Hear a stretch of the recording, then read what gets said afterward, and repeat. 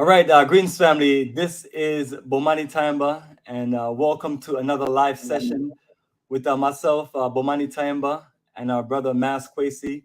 And tonight, we're here to talk about some good things as far as us, our connections and networking. You know, our subject is always about the Africa and the diaspora and the connection that needs to go on and the planning and organizing. So tonight, we have a nice conversation and presentation called Strategic Planning for Living and Doing Business in Africa. And we also want everyone to know, be accountable and do your research before you make repatriation commitments. Mm-hmm. So greetings, my brother, Mas Kwesi. How you feeling today? I'm actually great. I'm actually here in Senegal. I'm based out of Gambia, and Gambia is right in the middle of Senegal, right in the middle. And from time to time, we come up to Dakar to do business and do certain things, and we are setting up here. So I'm in Dakar right now, and it's beautiful. I wouldn't go back to the States. I'm loving West Africa. Well, appreciate it, brother. And as you can see, I know you're in Senegal. I got my Senegal soccer jersey on, the white You version. know. And also, brother, I made a thumbnail, my favorite site in Senegal, which is the African Renaissance Memorial statue that represent black man, black woman, and children or child. Right. Hmm. Now you're You a know, family man, like I'm a family man. What do you think of when you even saw that big, huge statue for the first few times? well, when I actually saw this statue probably about 8 years ago on Facebook. This was around the time I was living in Atlanta, and I was actually doing research at the time, and I saw someone post the statue, and I was like, I didn't know it was real. And then maybe a year or two after that, I came over and I actually went there. Since then, I've been there multiple times. If my channel, my YouTube channel is Gohar Gambia. If you go to my channel, you'll actually, see me there at the statue. But it's awesome. It's a tremendous representation of the family unit, the family structure, something that we don't see in the West. The baby on top is actually pointing directly at the Statue of Liberty in the New York Harbor. And I actually made a post on my Facebook and I talk about it. The Statue of Liberty in the New York Harbor, it represents a singular woman, whereas this statue that's here represents family. So when we take a closer look into that, you can see the dynamic between the African society and the Western society, which these statues represent. You there, brother? Yes, wanted to give you a close up and everything. So yeah, I'm there, brother, and I Thank you for appreciate that. the breakdown explanation for that because just the significance of the statue we're talking about, just the psychology, and also just the reality of the situation. You're talking about family Mhm. unit, man, woman, and Right, child. But I didn't know that right. the finger was pointing to something about New York and things like that. And yeah, I New wasn't York. familiar with that, but that definitely sounds interesting and things like that. Yes. So now that we've seen that, and you and I talk about being, family people and building family and everything, I just want you to share some information and let's share your recommendation for brothers out there that may be confused about certain things. Because I'm being real, and I've traveled many places around the world, and I have no idea what's the issue with some of our men's problem. You know, Hmm. like if anyone has publicly seen me or anything they've seen me about, it's always Bomani and a black woman building something. It's never about me and no Asian woman or a European woman. But I do understand that we do have some of our population, very small population, like in the European countries, Switzerland, Australia, the United Kingdom, France, and so on.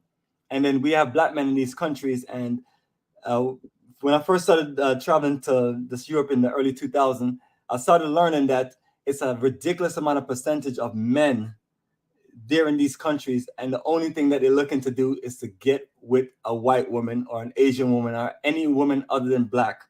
Now I'm reaching out to you, brother, as we are dedicated to our women, our children, and our people. What do you see, and what do you think of that, and what is the level of destruction that can cause with a black family? Well, I mean that couldn't be, considered. you know, everybody have their own preference in what they do. You know, right now we're focused on reestablishing, you know, our family unit. And in order to do that, of course, we have to, you know, accept our own. We have to accept our own in establishing that.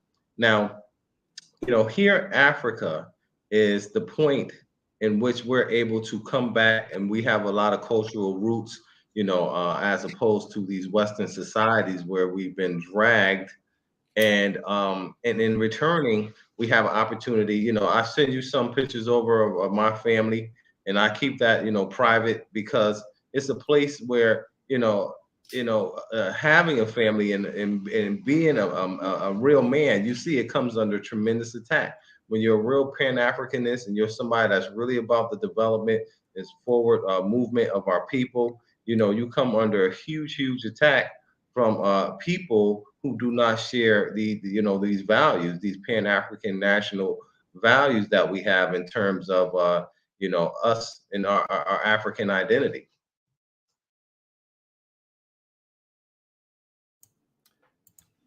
Yes, brother. And unfortunately, that's one of those setups because we talk about being a real man and being about your family and being about your people. You know, that's real. Right. But we realize that some people don't share those values and things. And that's why we're talking about the topic that we have today as far as strategic planning on living and doing business in Africa. Because when you're trying to do that, you need a great family structure and a family support and things like that. Right. And we're going into a black continent full of black people and everything, and we have to come dressed with the proper uniform on, which is,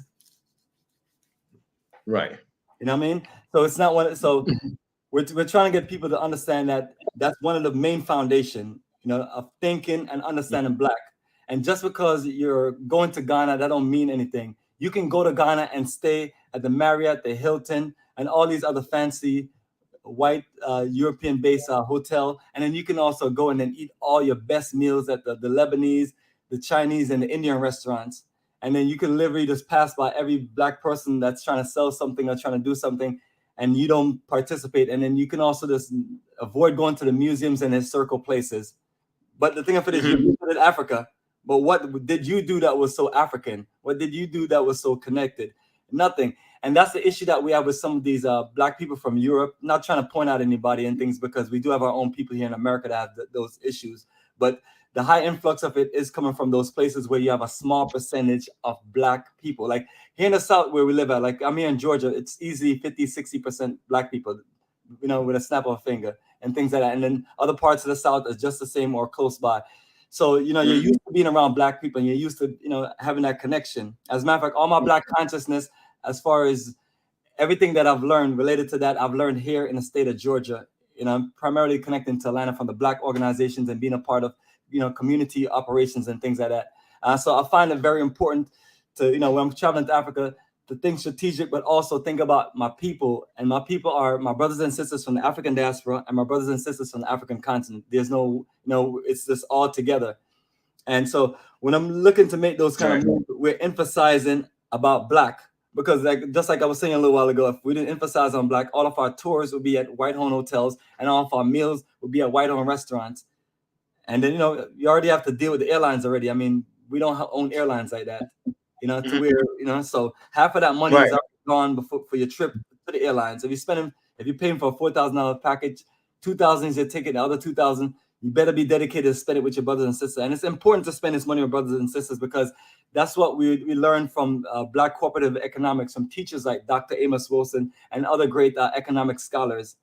So along with all of this, we're planning and we're organizing. We're planning on who to connect with. And I'm always telling people, those of us from the African diaspora that have the experience in Africa, that's traveling, living, doing business, you have to reach out to them and get the proper connection, because it don't make no sense to go to any part of the continent, whether Gambia, Ghana, any other country, or Senegal, and then you're there spinning your wheels because you literally was like, okay, I'm going to sell all my stuff in America and I'm just going to go to Africa and everybody's going to welcome me. They're going to roll out the red carpet and life is going to be good. I'm just going to have, and I'm going to do well for myself. I think you know, we in a Western society, you know, us in the States, we have become a tremendous danger to ourself in terms of not allowing our money to circulate within our community. So when you don't have economic you know vitality within a community, you see a lot of uh, death. You see a lot of decay, and it's been 30 plus years since the 80s and all the drugs and stuff came in. You know, there's there has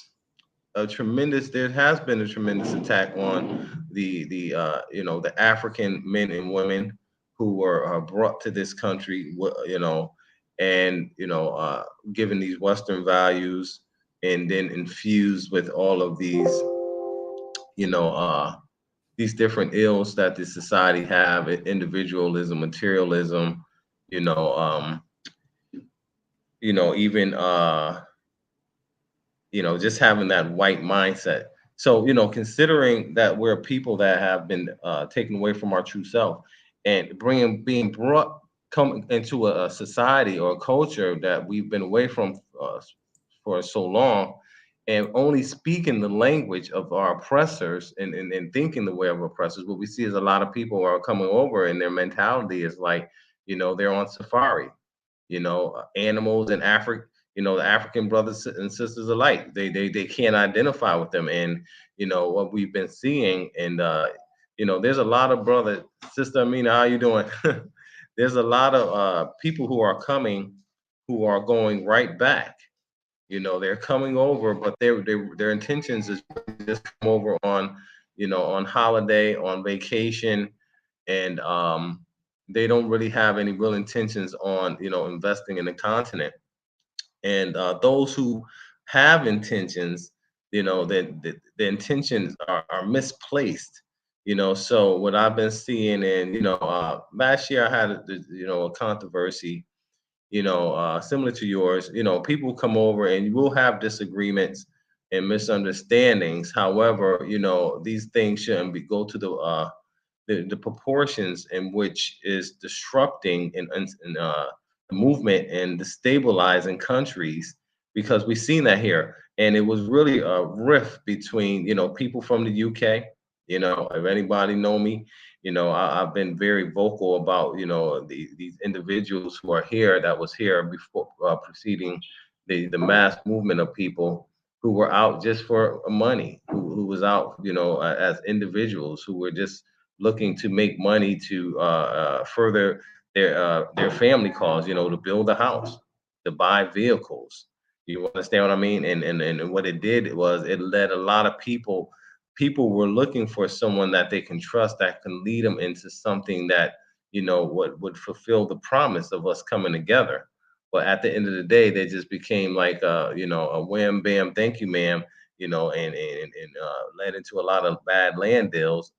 And these are the type of things that we we have to be aware of. It exists. 80% of the movement is a impulse buying type of you know uh, emotional type of movement, and there's no real consideration in terms of economic implications. When we're going, the year of return brought $1 billion of diaspora money into Ghana, and very little of that went to benefit, the movement itself.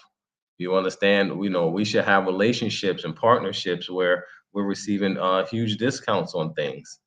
Saving us our expenditures in traveling, as well as being able to, do group economic development plans. As opposed to everyone, buying land. And what's happening is people are buying land, and they're getting, having bad deals from day one. They're building houses. I just had a lady, she said, her solar panels got stole off her house. Sometimes your generators, if you're building have a project and it's 10, 20, 30, 40 minutes from where you're renting until your house get done, it becomes impossible really to provide security in those places. And mostly everybody that I know that's been building has experienced loss, whether it's from buying the land itself or dealing with contractors.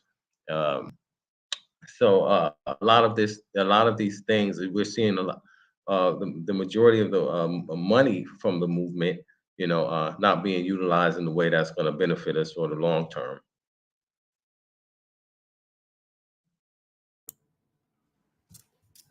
Yes, brother. Great touching on some of these things, and it's real when you're talking about building, man.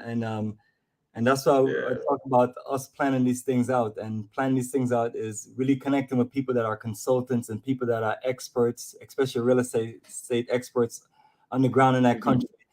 I've seen a lot of it too in Ghana, and it just that's what I put on there. When I put a title on this talk is be accountable and do your research before you make repatriation commitments. Because what I see a lot of people doing, they go out there and they make these bad mistakes, and then what they do, they find someone to throw under the bus and blame them for all of their misery and pain. So I'm telling people like myself, I've been going back and forth to Ghana for a long time, and I'm not here to blame nobody for anything that goes wrong with what we're doing.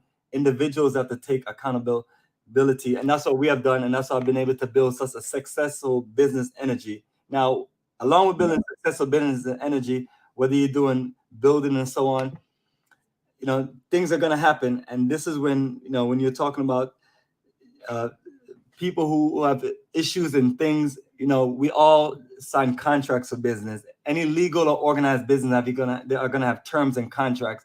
It's up to individuals to be clear on those things. And when things go wrong, you go into the most disgruntled, stupid person on YouTube is not wise, and you going to cause a mess in whatever country is not wise, because at the end of the day, what's going to happen is you're going to get nothing, and the only thing that you'd have done is complain and complain and run your mouth off. So I'm telling people, when you have situations on the continent, you find attorneys, you find consultants, you find people who have your best interests that can connect with someone else and work out situations. Now, I've seen a lot of stupid stuff unfold on YouTube over the last 10 years, and it's just ridiculous. You know, it's not smart for us to have our business out there where people are judging us and things like that, and people can feel like they can nitpick and stuff. I don't feel like it's right for people to do that to celebrities, for anybody, period. You know what I mean? And I know sometimes people think, oh, well, this person is rich, this person's successful, I can just sit there and come at that person. But our movement called repatriation and Pan-Africanism is a serious movement, and it's a movement that's been sabotaged and attacked over the years because it's such a long process. And so that's what I'm telling individuals: be accountable, and also look out for your brothers and sisters, work together. And if you and I can't get along and you and I don't work good together, I'm gonna respectfully stay out of your way, and I ask you respectfully to stay out my way. And I tell people, when these things don't happen, and I can tell people, if you get in my way, I'm just going to run you over, because, I'm not in your way. I'm not causing any problems. Everything I'm doing is for our children of the future, our children, our family, you know what I mean? And I tell people, you know, when you have real black men building real black family, you talk about black power and revolution and nation building something. Now, I do understand some men, they just not building a black family, and and they don't care about what they create and what they're building. They have no accountability for it, because they're gonna like, oh, it's the world we live in. It's okay for me to marry an Asian woman and have biracial children, things like that. And any child that's a reflection of a biracial family, I'm not here to attack you or be disrespectful. You're a creator, you're a creation of this planet and things like that. But what I'm talking about is adults making decisions that's not for getting things organized for us. Like, example, you get up and you pack all your stuff up, and then you drag your children to Africa, and you don't have education set up for them. You don't have things in place set up for them. So I'm telling people, like, this thing is more serious than they think it is. And people like myself, with my staff, crew, and business people that we have in countries like Ghana, we sit down and create relocation plans. And for the people who actually listen to what we create, brother, they are successful. For the people who don't, they usually run into trouble, because what they're going to end up doing is they're going to find someone on the continent there in that country, and that person is going to convince them of some stuff. Now, yes, I'm from Jamaica and I live in America, and I do not live in Africa. But does that mean that I don't know anything about Africa? I have traveled to Africa 18 straight years in 10 countries, and I spent the whole 18 years going back and forth learning and understanding the different cultures and things like that, and understanding how business work. And I'm here to represent our folks in the diaspora. And then we have our connection to the country in the ground. So I'm telling people, you're better off coming through someone like myself, versus that person that you think locally is going to help you. Because number one, you're dealing with international business, very delicate and things like that, and you're from an international country. So these are the things that we literally just trying to just let people know. Well, you know what? You know what? It's like, and I've before I came over, I was watching your videos, on YouTube and seeing what you were doing and seeing how you had everything packaged up. And this was like 8 or 9 years ago. I came over the first time about 7.5 years ago. I'm going on 4.5 years of being here. And the people, if you don't have someone that can hold your hand, you're gonna get there. You're gonna get robbed. You're gonna get robbed. And last year, I only can speak on. I'm gonna speak from my perspective. Last year, I came for 4 years. I pretty much been laying the foundation. Well, 2.5 years before everybody came. 2.5 years here laying the foundation to make it easier for other people to come. If I had to do it again, I honestly, I wouldn't, I wouldn't open myself to how I did before. Before I think, it was just a horrible, horrible thing with the mentality that was coming over, and the people. Most of the people that I helped really just turned into this straight up hypocrites. And I'm just being honest with you. I never, I didn't come over here looking for someone to help me. I came over here on my own dime. I've helped many people. I have my own lanes to make money. So what I did is I used all of that knowledge and everything to make it easier for other people. But when I think too many people came over and was allowed to come over and put in situations where they didn't really have the reality of what was taking place here. Like anybody that's coming through me, I make it very easy for them, very easy. I think people need to face some of the challenges before they get here. That way they're more humble when they come. You understand what I mean? When I came, I had to stay and I had to sleep in places that, my ex-wife wouldn't. My ex-wife would be like, "What? You better get me into a Marriott or a Hilton or something. I'm not staying here." You know what I mean? It wasn't that I couldn't afford to stay in those places, but I wanted to be in the village. I wanted to really, live like the natives. You understand what I'm saying? But most of the people that are coming, they have a high sense of themselves, and if people feel like they have to squash somebody in order to have self-worth, and that's the mentality of people that I've seen coming into the Gambia, and this is what the main people that were there that had YouTube channels. They have these mentalities. They're at an age where they should be really seeing the purpose in life. However, they're acting as if they're you know preschoolers. And that's what it is, brother. When you have a society not or when we're not educating our young men to grow up and be accountable and responsible and understand that they Mhm. must have jobs or careers. I'm one of them people that believe a man should always be working. A man should never have idle time to where he's out there playing around on YouTube and being just disrespectful and chaotic, or just out there just creating life that they can't handle, or even worse, just out there just mixing up with all kind of other races of people. I'm real about this, and I know not all of us are going to be real about this, but I'm telling people, Mhm. when you deal with people like myself, I'm all about Black power and nation building, and I would never put myself in a situation to dishonor our people. I'm dedicated to the death. I've committed my life from 26 years old that I would fight for African people, put our money together, and I'm talking about African people, Africans in the diaspora, and Africans on the continent. I will do my best to work together and put our money together and build communities, build industries, and build operations. Because when you're living here in America, you have access to a ridiculous amount of resources, even if you don't believe it. You know what I mean? And things like that. And I know we have to take different positions when it comes to America. I'm not from America. I'm from Jamaica, and I've been living here since 11. And it's been a great opportunity. And then now, once I've been connected to Africa, I was like, perfect, because now instead of blowing all of this money you're making and all of this, the resources you're getting from America, now you can realistically invest it in Africa. And that's why over the Mhm. years, I've tried my best to build more and more relationships and go to more and more countries, because I realized that that is the solution. when you're talking about studying in Black consciousness, we can't continue to just make America the focal point where everything is about America, America, America. Yes, this is where a lot of our people are fight. A lot of our people at other places fight, organize itself. So there's no excuses can be made. But literally, that's what we have just came up with. That we literally must just fight this fight and go out and do work. I have one of my good sisters came by here to drop some computers off, and she also traveled to Africa with me and everything, and also doing her own real estate business. Also, working with other people to get them land. And I told her, I was like, "Yo, sister, this is beautiful." And I'm telling people, when I started traveling to Africa and doing what we're doing, the goal was to reach out to other people and say, "Hey, family, join us in Africa. Pick a country, pick the same country. Let's get to work." And based on your comfort. Right. So she and a few other people that I've known that we have taken to Africa have just been impressive.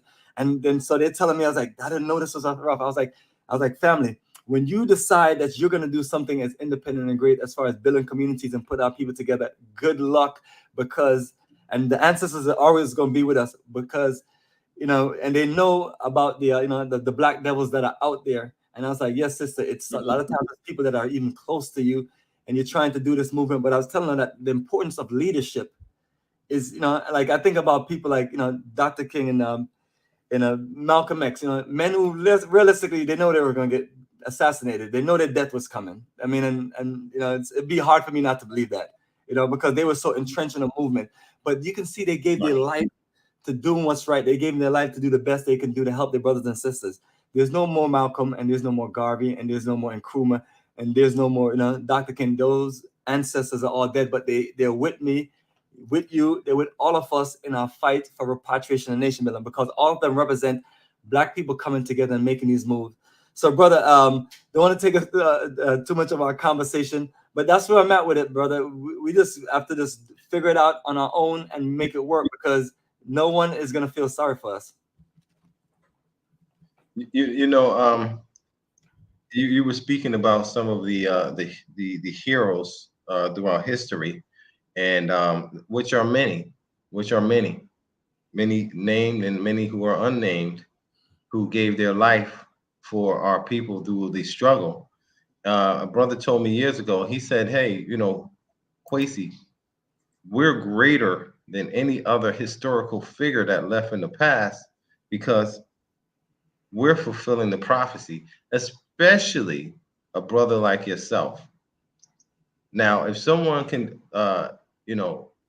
look at what you've been doing over the last 15 years and look at what you've been doing over the last 2 or 3 years in terms of your business, if they can look at that and disregard it for somebody that has nothing to show for, these aren't people who are making intelligent decisions. Right. Unfortunately, so a small majority will get caught up in that type of energy. However, at the end of the day, action speaks louder than words. Action speaks louder than words, and it's not easy. It's not easy to do business at all and be successful in it. The vast majority of businesses fail, and unfortunately for those, right? Unfortunately for those who are successful in business, there's a never-ending stream of people who are always coming in who do not understand accountability. They don't understand it, and then you become the focus of their attention when they come into your organization and find that they have a a shelf life there, because they don't understand what it takes to be a part of anything that's thriving. And then when it's time for them to go, then you're the problem. And then then all their energy they use, like, we don't have time, building. It's hard for me to get up even on the YouTube. It's hard for me to get here, even though it benefits me. I don't even have to be on YouTube to make money from you. All you have to do is run YouTube ads. I don't even have to have my face up here. You know what I mean? However, we don't really have the time that someone who's out there, a content creator, would have. They live for this. They live to make money off of YouTube. You know, the YouTube money by itself, that's not enough to take care of a family. You can barely take care of yourself with. You can't even take care of yourself with unless you have a ton of followers, or unless you know how to monetize, unless you have products and services and things that you're selling. But in terms of real Pan-Africanists, we're not trying to make money off of YouTube. You won't hear real Pan-Africanists talking about saying, send me donations or support my Patreon account. And we busy doing the work. You understand what I'm saying? When Right. you see that, that's how you know a scammer. Somebody that's up there, they're always seeking donations. They're always seeking Patreon account. They got all of this other stuff. I'm not even gonna speak on it. If you can't figure it out, find somebody that can and speak with them. The real work at the end of the day is economic, a unification, and us coming together, the brothers and the sisters out there. It's a lot going on in the community. It's a lot going on, and what's taking place in the Western society, it definitely does not fit here. And what we're in terms of, we're seeing a feminist movement. You know what I mean? And you know, this is not this type of societies. These are societies that respect, the male, the man of the house, the father. You understand? So we see a lot of individuals who are coming over here that don't, and that's been planted, here, that are causing disruption when brothers are coming through, laying a foundation. You understand? So, however, the work will not stop. We are just a lot more conscious on how we're moving now, and I think with all of this that's taking place has only created more urgency for us to come together, because we were supposed to have this conversation a long time ago, but with the demand of our, yeah, we were supposed to link in a long time ago. So I think now this is creating, the people that are coming, and then naturally, if you have mass movement and a whole bunch of people, you need governance, because naturally, if you don't have it, chaos ensues. So, however, the land is right. It's virgin territory. Anything you want to do, anything that we want to do here, we could be successful with it.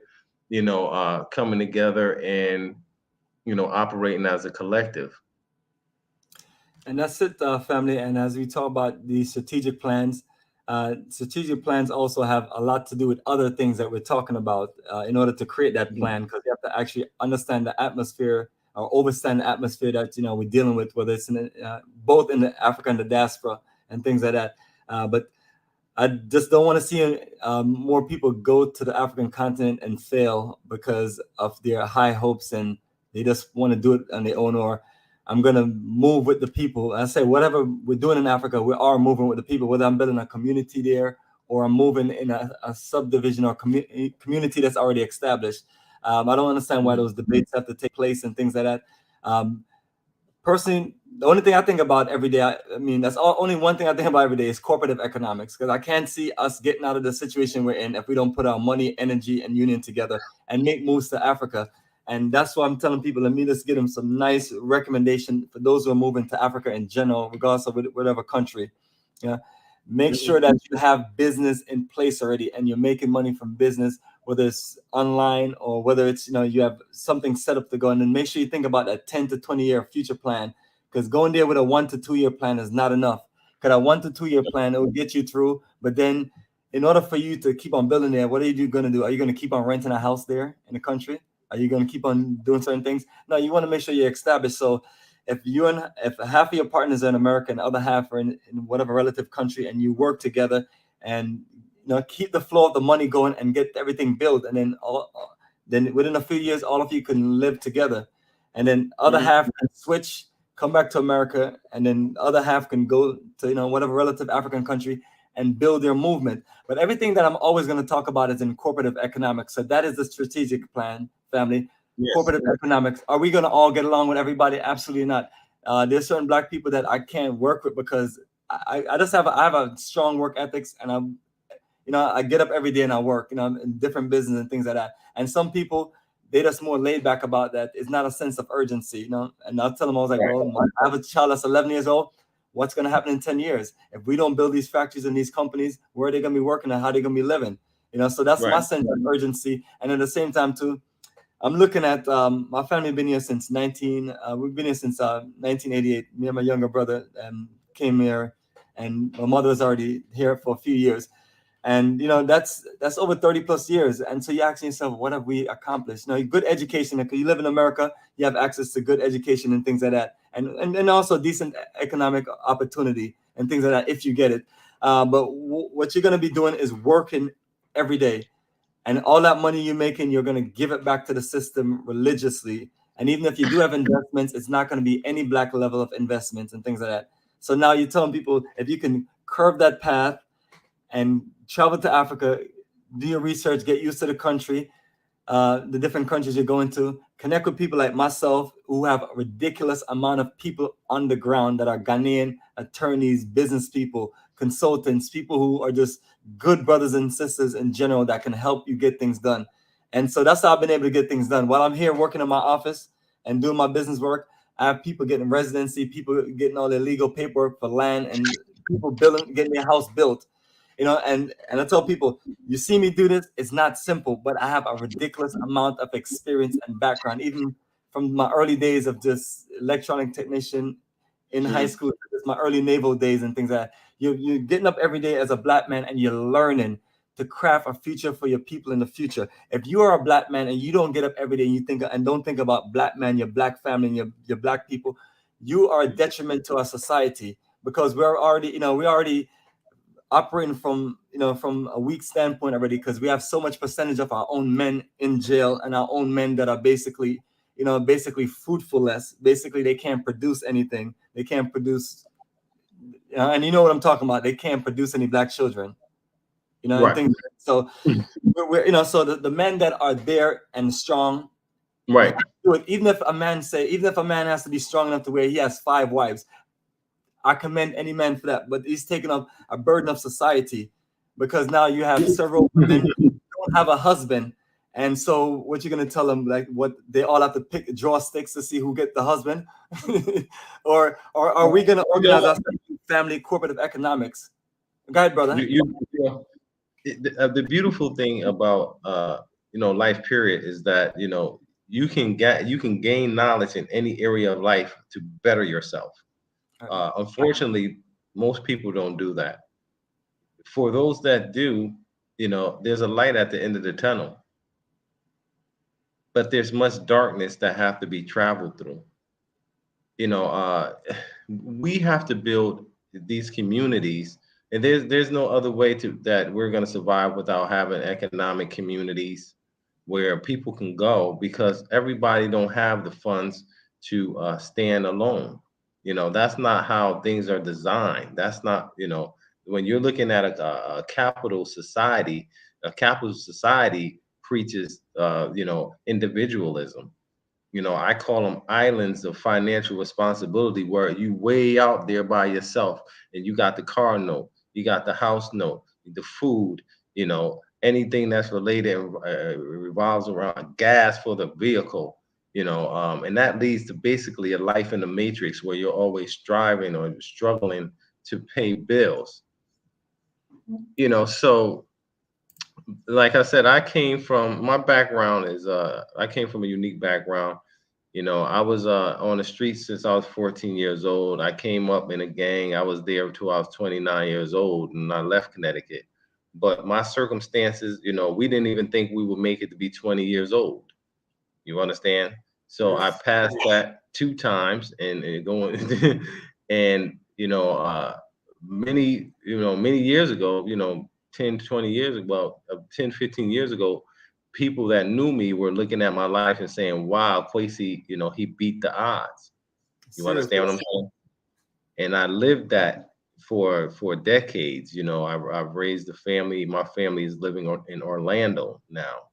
And I've been able to, leave Connecticut, have a very successful life in Atlanta. And then, however, in Atlanta, I end up getting shot in Atlanta by 2 15-year-old kids. A couple people from my hometown got killed there. One was a good friend of mine going to work one morning. He got gunned down by 2 15-year-olds, good kid. But man, I was living Gresham Road, Boulder Crest Road. I was living over there. 7, 8 years ago. You had double, triple homicides. Consecutive, and we call that our life. You understand what I'm saying? That's just everyday life for us, man. This macabre, fatalistic, culture of death. You understand? That's why I turned my back on it, and I don't. And even now, as I showed you, I've really absorbed myself into the culture, and because there's many people that are coming over that still have, these traces, this cancerous, mindset that they're bringing over here to the continent. And I was speaking with a brother over here. There's a few brothers that came over who married into the culture. We're different from people that are coming over that's just coming over here to on this sex tourism tip, or coming over here just to visit, or coming over here because they think they can, they'll be upgraded amongst the people here. But these people, they're not foolish. When you come over here, you like, you know you like a lamb. You know what I'm saying?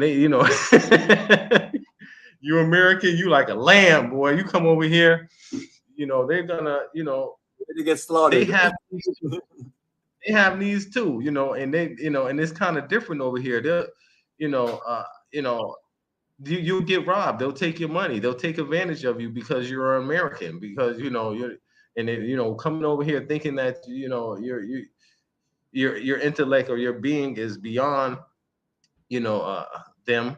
It's definitely going to make you a even greater target. So we have to be definitely humble. But like I said, they say a fool and his money will soon part.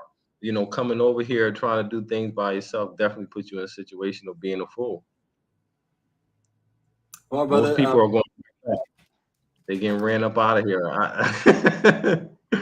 They're losing, and I had a couple people come over, and people that have money and things like that. It's not all about having money, you know. But people will come over and they'll take that money, and they think that's, people need validation. And what they do is, they use their money and things like that, to be socially accepted. And we see these type of things here, and people don't really have any true content, no true value. And that's a hallmark of American society. And we see that coming. But the African population is much more vast than the small amount of people that are coming from diaspora. And an individual from diaspora with the with right intent and the right mindset can be extraordinarily impactful. You can be one person with right intent is greater than 100, 2, 3, 4, 500 of us coming over with impulse buying and consumer mindset. yes, brother. So we just gotta figure out ways to just keep on giving our people advice. I mean, and because more and more are coming over, and it's like I'm tired of seeing the train wreck. The good thing about you is that you've been able to be there in the Gambia and see people come and go. Even though I come and go in Ghana, and I'm consistently connected to the country, but I've literally seen people who had plans to live there come and go. Like, and it's not a good situation because family, when you sell everything and you move to the African continent or anywhere else in the world, because this is in general also, and things don't work out where you are, which is probably about a 90% chance that it won't work. I mean, I'm just being honest with you. So people ask me, why do I live in America? I live in America because I haven't figured it all out in Africa.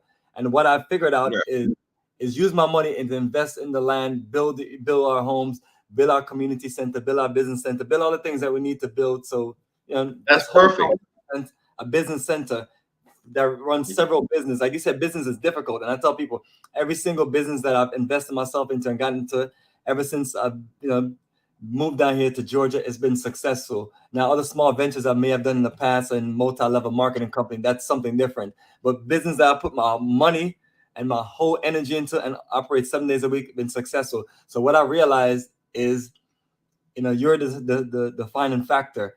And then if you can meet other people that have your same work ethic and connection, then you put that together, and then now you have a level of success and things like that. But I've seen people not do that. I've seen them do the solo mission, and it's every a lot of people coming over and they want to open up businesses that don't have any relevant or market potential here. We can't come with the brick and mortar mindset. We have to come over with the mindset of producing products, offsetting imports, and building housing, building communities. First of all, so we have a place to go. I mentioned the other video about district. I had a very brilliant sister, Kim Poole. She's here. She travels over Africa, all over Africa with the arts. She's an artist, and she spoke with me about, we need to have a district. And most foreign nationals, anywhere they go, they set up districts where they live and operate. And this is going to be inclusive. Like I said, most of my people that's close to me, they've married into the culture. So it's not something, somebody might say, hey, that's, separating yourself, but that's all nonsense, because no culture of people just goes into a society or a country that's not theirs and don't work together. You know what I mean? I don't have to sit there and tell you about that. Everybody should, if you have any eyeballs, you should see and know that. Yeah, absolutely. Let me add one thing into it. Think about, you and I live in Georgia. Think about the influx of, and once again, family, if anybody else, other race of people listen, we're not here to attack any other race of people. We're just here to just explain the facts. I've been here and I've seen multitudes of, Mexicans, mainly. You have seen the different Asian groups and Indians come in, and you see what they're doing. They put their money together and they set up shop. I respect that to the highest level. And the only thing I can say is, like, I got to get my own brothers and sisters to compete, because it's a level of competition. It's like, like even when our family came here from Jamaica, it's like, it was nothing personal to nobody. You know what I'm saying? We got an opportunity to make a living. So we're going to go to school. We're going to get training. We're going to do the best we can do as a family. And I'm proud to say my family have stuck together from the beginning up to since we came here. We never, my family, parents are still married. They still have the house that they bought in Brooklyn, New York, and Flatbush is still there. It's good upkeep. Some of other family members still live there and things like that. And it's something that, we have, but that's just one thing. It's just a house and a car and basic investment. Now, taken to another level. So that's what I've learned in America, that you can achieve certain things, but then what are you going to do when you achieve it? Invest it and things like that. Right. So that's how we're looking at it. Right. So I'm telling people, family, the other nations of people, they're going to do what they need to do. There's no need to hate on them or piss off. And look at them. I even look at the Indians and the Chinese that were brought by the British Empire. They sent them to many places, but they sent them to Jamaica. My parents was born in the 50s. Those are people that was brought there, whether they were peasant farmers from India or China. They built something for their generation, where 3-4 generations later, their family have serious investment in almost a 95% Black-owned country. And then you can say that about them in Tanzania, Kenya, South Africa. Go to Cape Town and actually run Cape Town. It's run by Indians, and things like that. Mm-hmm. So big up to other race of people, and I'm hoping more of our own brothers and sisters look at that and see that these people are, no one has ever been put in a worse situation than Black people that were stolen from Africa. It's what it is. But other people have been put in other situations. But you're telling people, regardless of whatever it is, we have to figure it out. And that's what you and I are talking about, and giving good pointers and things like that, and letting people know that it's okay, to work on plans. And all of us are going to feel different about America and things like that. But regardless of how you feel, make sure you use the pipeline that our ancestors work hard for, died for, and built. As we as a people and our ancestors have built this nation, and even though we don't get much from it, but at the same time too, it's up to us to take what we need to get. I can't sit around and wait for someone to give me reparations. I'm not asking for that. I'm going to go take my reparations. I'm going to take it in the means of this, taking advantage of the opportunities that I have as a person, not exactly a Black person, but as a person. And whatever I have to do to work in that system to get it done, we can get it done. So that's where I'm at with people now. Let's use critical thinking, because We can't have these mass failures of our people going to Africa and coming back and then blaming it on everybody else other than themselves. It's just unacceptable and things like that. So, family, everybody that's out If, there you- listening, if, you go ahead. if anybody's out, if anybody's out there, looking to come to Africa, definitely come. However, you have to have a plan. You have to have a support system. So I tell everybody, if we're coming home, like my rule here for a while was that you would have a brother here, and I was that for a lot of people, a lot of high profile people. But like we just have to do things in a community based fashion. We need to set up boards. Brother Bomani got that in place. I have that in place. Get with people that are actually here. If a person haven't been to where you're going or looking to go, I wouldn't look towards that person for any advice. In fact, they will probably be trying to discourage you from coming. Just understand that this is such a powerful opportunity for you to own some land, to own a home, to own businesses that you never had the opportunity to own in the States, nor will you ever will. You'll never be able to own a contracting company like the Italians. You'll never be able to get into, import, export, and control those dots like the Jews. You're never gonna go and get into the import, export, and produce like the Chinese. You understand? In Africa, we can do all those things and more. We can have our own banking system, our own housing developments, working together. There's so much that we can do, especially our people that are that went to college and have degrees. Our young people mostly, because most of the older ones, are already set in their ways. So, that's what I focus more on. And I've I had a tremendous setback, but it wasn't a setback for me. It was a setback for, I had, maybe over, 30 women, who had, and came on board last year, and we had a few distractors, that want to, see what we're doing. Everybody can't do what we're doing. You understand what I mean? But they want that notoriety, they want that fame, and the only way they can do it is by trying to slander your name or say something about it because they're not doing nothing. The only time they pop up is when it's something negative. Oh, this person did this or that, you know. But what have you been doing with your life? So we see those type of things. However, it's good. It's a balance because for for it's cause and effect. So if you're out there and you're putting out positive energy at a high level, of course you're gonna have people that's gonna come and they're gonna challenge that because it's not gonna be easy. That's the way it's set up. So in terms of economic development, we want to be able to work together to build economic communities and get together with those who have that mindset. And that's it, brother Kwesi. Is that simple? It's that simple. Mhm. You're trying to go somewhere. You got to get with the people who the movers and the shakers and know what they're doing. So this is one thing I wanted to Right. point out to our people while I post this link for someone to join us. There's and I just got to be real. I got to get to the point. There's this oversight website by the unapologetic Negropean. I mean, they try not to call his name, but it's a great example of what we're talking about. You have someone that's Mhm. in Europe, whether Switzerland or Australia or Austria or wherever he is, and you're trying to do an international business to get people to send money to you for them to, for you to do the research to make sure that these are credible investors.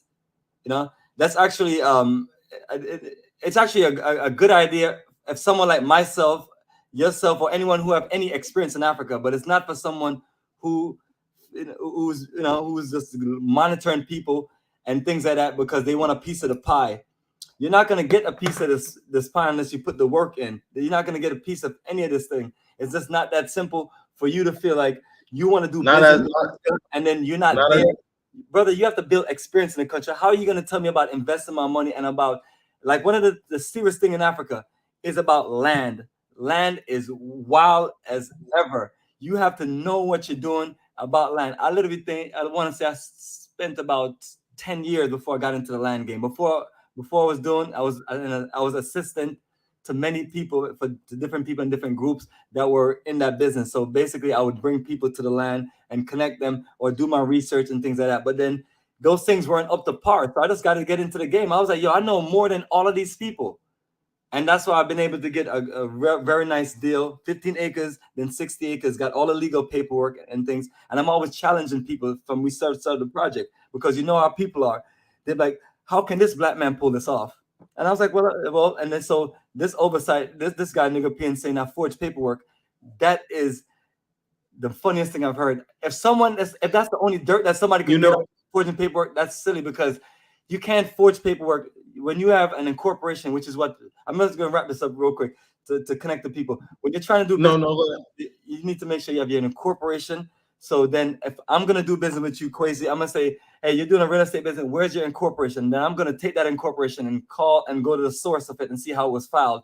Then you're going to show me your survey. And I'm like, oh, this is a nice looking graph. This is beautiful. I definitely see a name on it. Thank you. I'm going to take that to the Lands Commission. And then what I would do is take all that paperwork to a lawyer or a consultant. Most important, the lawyer, because the lawyer, you can hold them accountable for doing the research. You know, lawyers have access to Lands Commissions, and they have access to different parts of those places where we don't have as just a regular person, because you know they're officer of the courts, the law, and things like that. So they give them those access. So I'm telling anyone that's online that's looking to do any business in Africa, and you want to validate your paperwork, you find a credible law firms. They're everywhere in the world. You find a credible law firm that's willing to put their reputation on the line to make sure they do your research. And then it's best to just spend the money and pay them, because then now, instead of you wasting that money and more, you know, you invested in something for your education and you're clear. So those are the things I'm telling people that they can do. So it doesn't make no sense for someone to put videos up that say Bomani's a land thief. Because I even laugh when I saw videos like that, because I'm like, "Ooh, baby, wait till they do their research and find out," and things like that. But it's just, I know it's reckless that people just go and do whatever. But I'm telling individuals, you can validate these things. It's simple and easy. We have attorneys and we have a lot of business people in Ghana. Reach out to us. We'll connect you with one. And then you can also do your own independent research and find attorneys. And then, you know, attorneys, one thing about them, they always, you know, they want to find the person who's doing the illegal business, because they want to, you know, it's kind of like they want to build their reputation. So I'm telling people, if you can pull this off, go find out, and then you can come see if someone like myself is doing fraudulent business. And that's the purpose of having your business structure. So these are the things that I recommend to every single individual, because I'm tired of seeing people losing money in Africa, and I'm tired of people not moving on a deal that's good because they hear about other things going on in the country and, you know, and things like that. But me personally, yes, it's scary to get involved in these businesses and sign for ridiculous amount of land and put your whole life savings up from all the business that you have done in the past and things like that. Yes, it's scary, but at the same time, too, when you're there and you know you're doing the right thing and you know that you are connected to the ancestors and you're part of the future to connect and make things get done that they want to put in place, and the next generation have to put it in place. I'm proud to say that you know, because we, like, you know, you can't, like I always told myself this when I was younger in aircraft maintenance, when I was 18 years old, well, not even so 18, more prior, in my mid 20s. I was like, I do not want to be that 40, 50 something year old technician still out there on his hands and knees changing brakes and tires and out there troubleshooting engines and on the top of an aircraft all the way in the air changing bulbs and troubleshooting wires and things like that. You know, I want that to be for the young generation.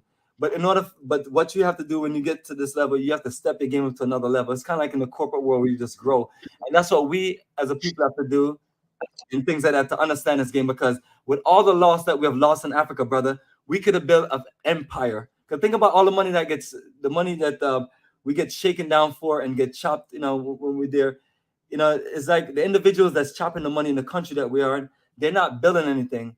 Like, you know, like example, a country like Ghana.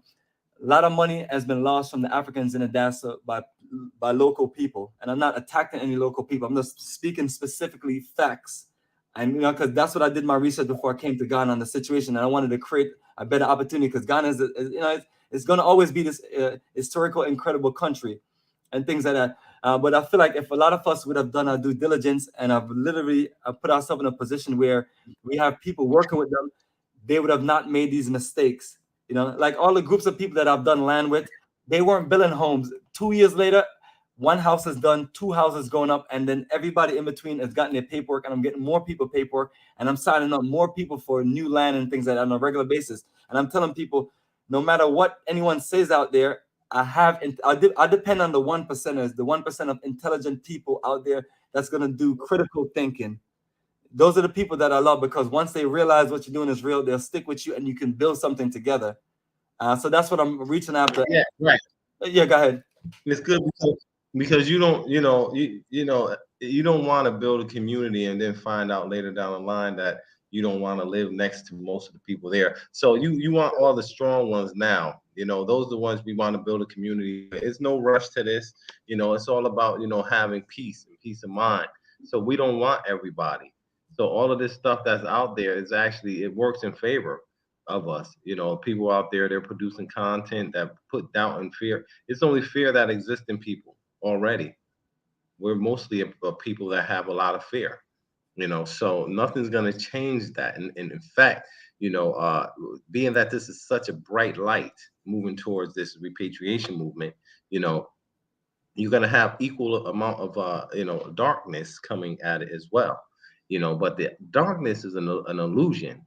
It's like you have someone coming out saying, hey, Jordan's not a good player, but this person, he's just a spectator.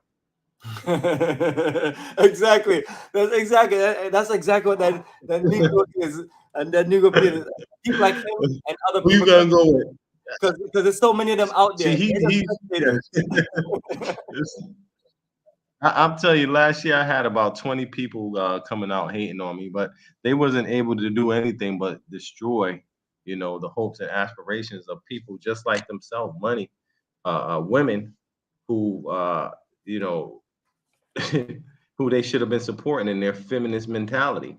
But it's like it's just So as I said, we really just have to be more conscious, and it's going to take a lot of courage. It's going to take a lot of courage because a lot of people, when they're scared to have their name, on YouTube. Yes, If yes, I people are if I scared. like or comment on his post, then they're gonna target me and things like that. You know, but we're gonna do this, and everything doesn't have to be out there for the public. Now we're setting up systems where we can do things in a lot more confidence, and confidentiality. That way, people, we can protect people's interests. Absolutely, brother. And that's what I told my group. And even in our group, Black Star Pan African Community, everybody basically signs an agreement. So Hmm. signs an agreement that we keep everything together, and we have issues, we deal with each other, and if nothing else, an attorney is always a good thing. And that's why so much people spend so much money to send their children to law school, because it's a great career and it's very helpful, especially for the people in my life that you're gonna have these issues with. So that's definitely why I recommend that people do this: get their attorneys and get their stuff organized, because these things are no joke. And then get you personal and professional advisors. That's why it's worth it to pay for consultation. Like I do consultation here, but it's I don't push down on it like that. But Yeah. what we do is to kind of like, I tell people, regardless of whatever consultation you charge, you're not getting charged anything, because we need to talk. Now, when we need to charge, whether for tour, business, investment, or consultation, then we can do that. But right now, I can't. Right. I need to know who you are, what you're about, what you're trying to do, and how we can help you. And that's how I've been able to build the 50 members in our group, because once I talk to everybody, they're like, what? The best thing for us to do is to do this community together, and we're putting our money together to buy land. So it's split up and everybody get their portion, and that's that. Now, these are things that we have to really That's that. Yeah.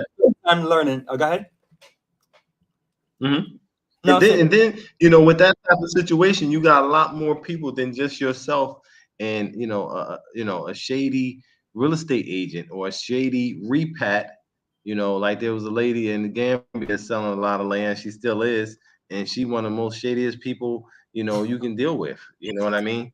And she's shady. She about herself. She all about her money. And if you don't hear anybody talking about, hey, let's do this together as a group, be aware. You know what I mean? If they're not talking about doing something together, group economics, working together as a group, then these are people that represent the same Western society that we're trying to leave behind. Yeah, and we definitely have to also check their their background as far as things like that. Like myself, I'm in Ghana all the time, doing business and traveling and moving around. And then you have people who talk about Ghana and they've never been to Ghana and they hear playing around. Are you going to give them your money? Are you going to trust them? So that's what I tell people. We do have one person on, and let's connect with her and see if she have any questions or see what she'd like to share. Sister Mara, let me add her into the stream. Sorry, excuse me. I'm trying to see the person. I'm trying to see the It's a face. brother. Our brother. All right, cool. I was just looking at the name. Greetings, our family. How you doing, brother? How you doing today? All right, perfect, man. This you're on with me and brother Mas Kwesi. Let us know. Let us know if you have some positive vibes to share with us, and or if you have any questions or anything. Well, yeah, because I am from Sierra Leone, and I've been watching this repatriation movement from a distance. Uh, over there we offer. I've been living in the United States for 25 years to be exact. Uh, and I've been watching this repatriation movement going to Ghana and the Gambia. And what all I gotta say is you a trailblazer because when you set the pace, you go out there and lead by example. Right. And so don't let that waver because it's a long road. It's a long road, it's a bumpy ride. And so people are gonna distract you, trying to throw you off your course, but stick with it. You come a long way. I remember when you started off with just with the bus tours. It was just basic bus tours. Now you grow your business into something bigger and bigger. They say every loose step, every journey starts with a single step, you know, and you got to stick with it and don't worry about this unapologetic Negro P. And those guys, they ain't got nothing else going on in their lives. You know, you got a camera and a YouTube channel, and then just click on and run their mouth. You got a lot going on, physical on the ground that you can show. You know, so Right. these what Negropeans or whoever it is can't show nothing. So don't even bother. Don't even bother yourself with them because I'm an African and I'm looking at it from a standpoint that I always said this: if the diaspora really go back home the way they're supposed to, Chinese, Indians, Lebanese, and whatever will be packing their bags and leaving. When they're packing their bags and leaving, because basically you are on the right path because you grew up in America. I know you're from Jamaica, but you grew up in America most of your life. You know they're gonna well basics customer service. Say customer service, for example, which is lacking in Africa. You know, you go over there, you implement it. You get more customers than the Chinese and the Lebanese and whoever, the Arabs or whatever that populate Africa. They're the worst. They got worse customer service.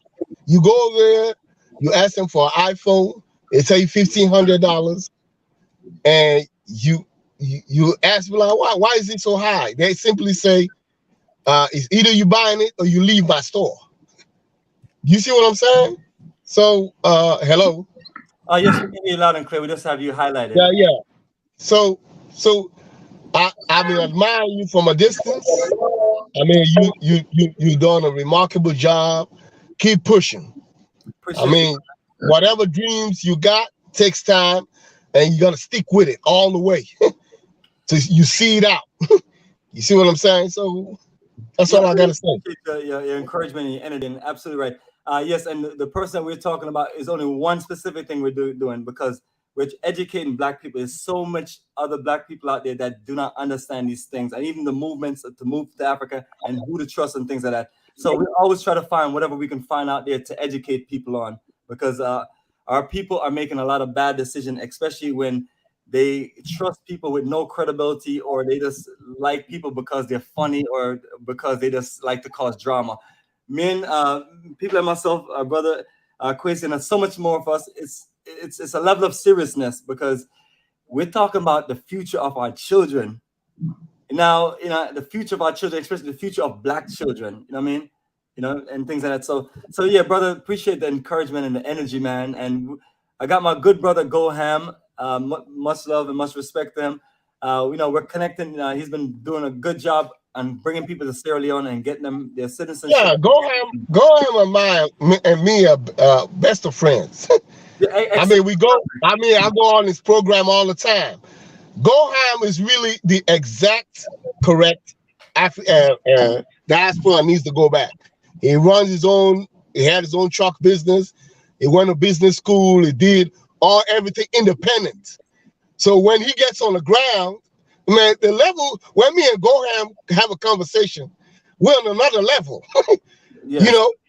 We're on another level, because he made like 2 trips, 1 trip to the Gambia, another trip to Senegal, and several trips to Sierra Leone.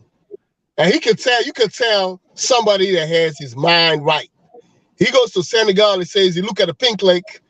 He said, even though I don't know how to speak French, but in my mind, I'm looking at opportunities around the Pink Lake in Senegal. Yeah, that's the kind of people you need to link up with. That could hop on the ground and in 2.5 seconds recognize opportunities and follow them through. You see what I'm saying? You need people that are tested. If you're not tested in America, if you never had a business or whatever, or your mindset wasn't tested in America, you go over there, you're going to get distracted. Africa, that's what we need. Africa needs builders. Number one priority, we need builders. People that come in and build. I mean, the other things like retirement are nice and other things like that. But priority number one, build. Whenever you guys come in, like you said, you build your own community. If Chinese, Lebanese, Arabs, or whoever, Indians, all these people that aren't supposed to be there, can build their own communities and thrive. And Africans, I'm an African, I tell you, local Africans resent these people with a passion. That these guys come over here and set up shop in Africa and they thrive and they're successful. We're so resentful of them because we want our own people to come in. The day that same lady that went to that Lebanese store and asked for that iPhone and got maltreated. I'll give you a typical example. That goes on 1,000 times. Indians, when they want to give you change, they don't hand it on your hand, they put it on the table. Unfortunately, that's sick. You want to pay for something, you put it on the table, they're too good for you. It was a situation where my neighborhood almost beat up a Chinese guy because this girl was working for him and he almost speeded on her. We almost broke down that store that day. These incidents are there. But people, because of the financial wherewithal, don't have it all to set up their own. They'll be so happy to have their own people come in. People that look like them, that can set up correct customer service standards, and when you can go in, they treat you right. You don't know how people out there are waiting for something like that. I'm telling you, bro. You're on the right pace. You set the pace, but you just one man. You just one man. Yeah, exactly. And that's what we're talking about and everything. And also, I want for our guest Kwesi, let me just see if you want to respond to some of the things you have said. You have said a lot of great, wonderful things, and we love it because it's all in the focus of African Union. You're born in Africa. I was born in Jamaica and the Caribbean, and my brother Kwesi is born here in America. And I'm showing people the dynamics of our connection. I was on live with our brother Joseph Sakala. He's from Zambia, but he works in South Africa. You know, and these are the connections that we're trying to tell people. Let's make and build. You know, and it's up to us. But Kwesi, I want you to give some reflections on what our brother Amara talked about. Yeah, yeah. How you doing, brother? How you doing? I'm good. I'm good. Coming back to the continent, we definitely want to be able to offset some of the oppressive, activities that are governing the societies, and the imports. My students, I've trained over 100 students for free, and Wow. providing transportation and meals for them. If you go to my channel, Go Hard Gambia, you'll see that that I've been working here in the Gambia, and that's what I've been doing. And what we want to do is be able to not go in competition with the brothers and sisters that are here on the ground. So coming and setting up little small businesses that put ourselves in direct competition is not the solution. We have to come over and bring in products that aren't going to be secondhand products, or products that are going to break down in just a few weeks. If you come here and you buy an adapter that to plug in your devices, those adapters are so cheap, they don't last very long at all, or even if they work when you get them. I mean, it's just so crazy and substandard. You'll go and there's no return policy at these Lebanese stores. You go and buy some ink for your printer, get it home, put the ink in, the ink won't work. It's not like the West. You go and you can return this stuff, or stuff. Half of the stuff is faulty already when you get it. So we need to be able to bring in good products that that is worth the money. That's worth the money. And these are these are the things that we have to look at. I'm here in Senegal now.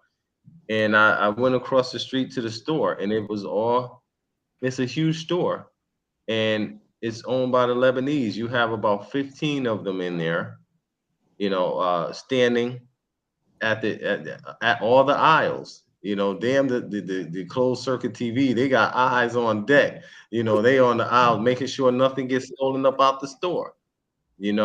And they got the Senegalese there and there, some aisles, the Senegalese watching the aisles and the Indians watching the Senegalese. It's crazy.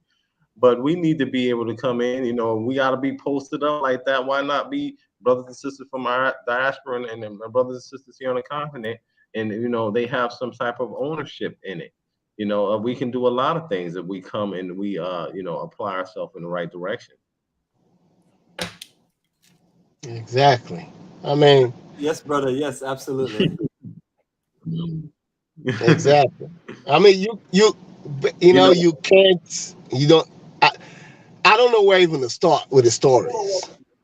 The bad stories, bad customer service, the bad treatment towards Africans from these people. I don't even know where to start. You see, but if the diaspora come in full force, use all their expertise, what they used to do over here, you set it up, or whatever you want to do in life. You know how the systems are run over here. You reintroduce the same systems over there, but them dudes be packing their bags and leaving. How you gonna have a cord charger that come up short and there's no refund policy? And when you go over there, they give you an attitude. When you get an attitude, the next thing they call the police to kick you out the store on something you bought. You see what I'm saying? So these things be going on and on. Everything, even the every product they bring in, from food items to electronics, is substandard. Systems that like even like the one ECOWAS guy told me. It was this tomato paste. West Africans rely jollof rice. this tomato paste that they were making, you get your tomato from the farms in West Africa, but they're importing these things now in mass. And look what they're doing. They're putting in, instead of real tomato, they're putting in a rendering agent into the food item, you know, when it was just unfit for human consumption. But there are little checks, nobody's checking them. And then when you go over there and you raise hell at the store, they call the police to kick you out with no refunds. Same thing with chicken, formaldehyde, which they use for what you call it, dead people they spray it on the chicken to make the chicken look bigger. You know, all kinds of things that they're doing, but diaspora won't do that. You have a diaspora coming all the way from America or Caribbean, coming in, bringing those products over for their own people. They will never do that. They will never do that. But these people are basically there's no competition on them. You see what I'm saying? No competition and no inspection, so they think they can just get away with whatever. You know, I'm telling you, the opportunity is there to get these dudes packing their bags, Lebanese, Indians, Chinese, whoever, to get out of Africa. I mean, it's so many stories, bro. I'm telling you, man. You know, it's crazy. Like, you know, as far as the we know that there's a problem. We definitely know there's a huge problem in here in terms of us controlling our destiny, and it's been like this for quite a few centuries now. But we're living in a time where everybody know universally there's change, and I think a big representative of that is, you know, the brothers and sisters that are in diaspora and in the West, that after so many centuries of being in you know, under captivity, you know, we have awakened to our, you know, our true self and our true identity and our true place in the world. And you see this mass movement of people who are coming to the continent. And I think that in itself is enough for us to have excitement. You know, we do understand it's not going to be an easy process, but it's a process that has begun. You know, we were doing an interview a few years ago, and a brother from the islands, he said, you know, the real repatriates would be, you know, the children that are born from the ones that are coming over now, and we're seeing that happen. However, the ones that are coming over now, we can really lay strong foundation in terms of, you know, branding and producing the needs of the continent. Africa having the largest youth population, you know, their housing issues that we need to be able to forecast and see and provide solutions. That's a beautiful opportunity, you know, for you to create, you know, a housing, to create subdivisions, to create apartment buildings, shopping malls, everything that we need, you know, food, clothing, and shelter, those opportunities, you know, packaging, you know, all the products, like I tell people all the time, that we see at Walmart. You know, you don't have that variety here. However, you have everything here to create that variety. You know, it's just it's a huge opportunity for those who are coming over, you know, and doing this in groups, and doing them in economical groups, creating, you know, communities. You know, I think every community should have a business center like you're establishing, Bomani, an industrial area where, you know, multiple products are being produced to serve the community and the broader community. You know, these are the type of things, and, you know, renewable energy, we need technologies and stuff that is going to reduce our impact on the environment. And we have to do that. And it only can be done through community-based initiatives. Yep. You're right. You hit it on the nail, man. It just takes you know, coming together as a group. And that's the winner right there. I mean, when they say it's the white man and it's Chinese is this, nah, it's us coming together and working. When you come together and you do what you're supposed to do, you don't really care about what the Chinese got planned or the white man got planned or whoever got planned. You stick to what you gotta do, and you see it through. You know, that's the number one problem right there. To me, I like the idea of subdivision. You come like how you in America. I live in North Carolina. It's subdivisions. You see, these white people have subdivisions. Next thing you know, they got grocery stores. Next thing you know, they got all these strips of businesses. But it's white people. What it's something similar back there that where the brothers from all around the world, the local brothers as well as the diaspora, all could share and enjoy a black-based community. A black-based community. Because when I say that, I say by selection, because not all brothers have good intentions. Not all people want to work with each other. So there should be some kind of screening process, some testing process, the way you recruit, and you find out whoever got the community at heart. You go through a lot of screening process, and then you do that, because individually we can't do nothing. Look at me now. I got a car, mortgage, all these things by myself. What if what if we all was in a community? Look at the Mexicans. Mexicans are never broke in America. That's a perfect example. The Mexican population and how they came in. I can remember, when I first moved to Atlanta, there was a family that lived across the street. There was two families there, a husband and wife and a husband and wife. And then after 3 or 4 years, you would see the husbands going to work in their pickup truck, going out doing whatever contract work that they were doing. It was obvious that they were, doing contracting work, painting and sheetrocking. And then, shortly you see the women, they end up getting a car with a maid service on it. Okay. So the two ladies started going out and they started doing the maid service. Then after a while, one family moved out, and then they moved the family back, moved the family in. And, each one of these houses became a transitional, these houses like transitional houses for them, economic bases where they come in and they practice group economics. And, they've been able to, surpass the Black population in terms of political problem and economic power there. So however here, there in the US, I think, for most of us, we understand that, we can't really practice group economics because, we live in a concrete industrial society, institutions, and it's not far away from a prison. And however here we can create like these subdivisions that we see all the time. We can actually create a subdivision that have everything in there. We don't even have to go out the subdivision, for our laundry or for the restaurant or the gym or these things that we will go out. We can provide most of that inside communities. Even the consumption of the vehicles.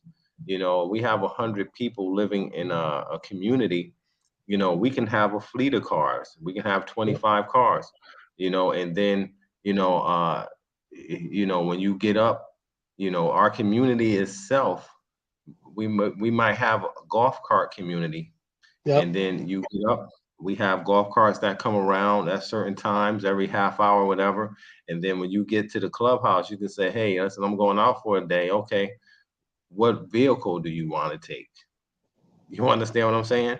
Yeah, all the vehicles, all the vehicles are maintenance. All the vehicles are new vehicles. Not that you can't have a vehicle. I've been living in Africa for 4 years before I got a vehicle. You know what I mean? Because I just didn't want to drive around. It was more affordable for someone else to drive me around, more convenient for me. Yes, we could do it. We could. So in Africa, you can have your own house. You can have like $1 million looking house. You have your own maid. You have your own driver. You have all that. The life you want to live. But in Africa, I mean, it's the opportunity is there, but you know, it's just take commitment together, or working together to make it a reality. Because America, all American preachers is you everybody for himself. That's not a good thing. You know, No. every man for And it's himself. very I don't get that. and it's very and it's very dangerous when you're in someone else's backyard, and you are, causing you have problems as a community. You know what I mean? You're coming to, so those things are that we're gonna naturally look out for, but we're gonna keep it positive and keep moving forward and keep building with those of like minds. The movement is only going to get greater. It's a lot of the fat is going to be trimmed from the movement, and we see that with these people that are coming over, with taking ill advice, taking the advice of people who do not have the best intentions for the movement, and they are coming programmed with that mindset, and they're it's working against them and leading them right back to the airports to return back to America where there's no future. Yeah, Well, that's that. appreciate you, both your brothers. I want to interject, and I just want to add. I'm trying to see if this person could show their face, but let's just add them in and see if they have a question. And then I don't want to have this thing go on too long. We're already at an hour and 30 minutes. Let me. Yeah. Greetings, family at 10. If you can do video, turn video on. If not, it's all good. Just introduce yourself and let us know if you have any questions. Yes, peace. Thank you for letting me in. My question is this: what would you say to somebody who says, why did you leave, let's say, the best place on earth? I know every place has its problems, but why would you leave and not just, stay there and try your best, to make it there? Well, perfect. Let me answer this one, and then you guys can just add on, because this is very relevant to people and myself. Like I like here in Georgia. I've lived here for 20 years. Done well for myself, from working with airlines to starting 3 independent business, and to this being a part of different Black movements.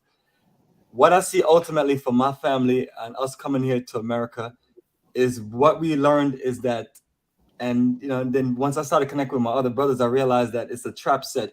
We're here to be the workers of society. We're not here to be the producers, and everything is already set in place. So it's just our labor is needed, and then once we give our labor, we get money for our labor, and then we take that money and we go buy a nice car, nice house, we buy clothes, we buy everything back in the system.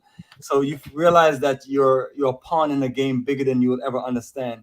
So once I started learning about Africa roots and culture, and then you realize that this is this is our continent, the most land in the world that's available, and all the resources that we need and things like that. Then you see your own brothers and sisters from the continent in different countries and things like that, and you realize, wow, now everybody has us hoodwinked, because we're from Jamaica. We all study to the highest level, and then those of us who get certain scores, we get certain opportunities to, unfortunately, do what you want to do in the country or leave. And some people have taken those opportunities. So if we're truly going to put some energy together and build something and own something, it has to be in Africa, because it's our continent as together as a people. And also, who owns all the land in Africa, from the governments to the chiefs to local people itself. So we have a chance to build something with our own people, and we just have to learn the culture. Now, if we try to build the same thing here in America and keep on trying to do our best, I only feel like it's going to end in the results that it has always ended in. We build incredible communities, and we build things for us as a people, and then that's when we have the chaos.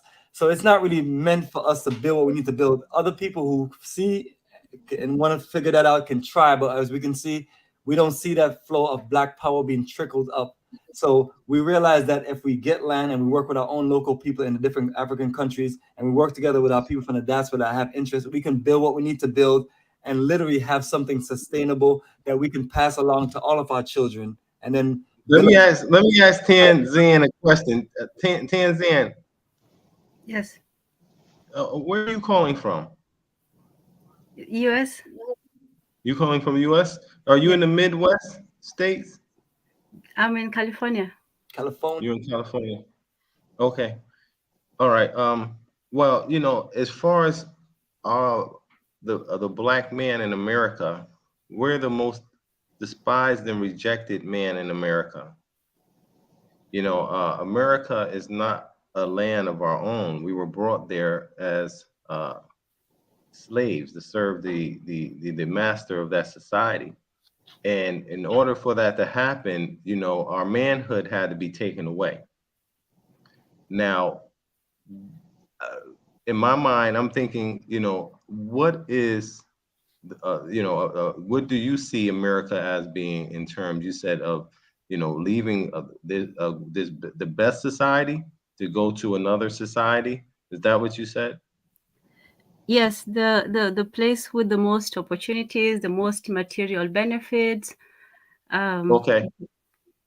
But you have to look at it. Most people in American society, you know, you're pretty much working for a house that you can't afford, that you'll never have the opportunity to spend time in because you're struggling to pay.